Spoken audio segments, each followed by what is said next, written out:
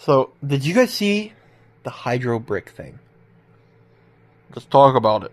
It's just crazy. So, the hydro brick, basically, like 20 years ago, right? There was this guy that worked at a Burger King, and he brought this little bag to his workstation. And we are like, "What is this?" It was like a rectangle, like in a bubble wrap, you know.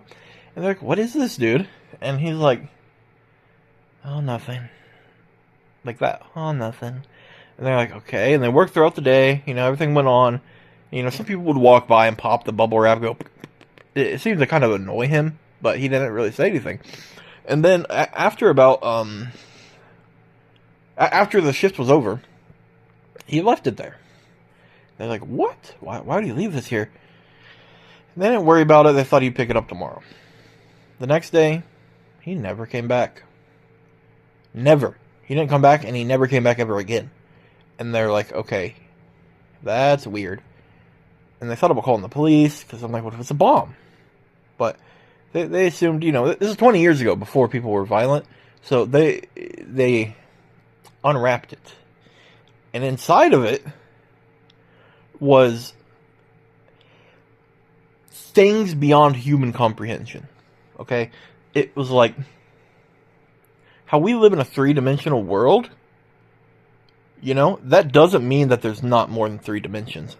That's exactly what was in that box. So they opened it, and they discovered infinite dimensions, okay?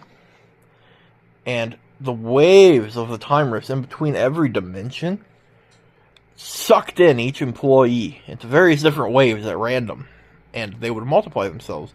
So each employee got multiplied infinitely and shoved into the waves between Dimension 3, Dimension 4, Dimension 4, Dimension 6, Dimension 5, Dimension 6, Dimension 4, Dimension 5, Dimension 7, Dimension 8, etc. Right?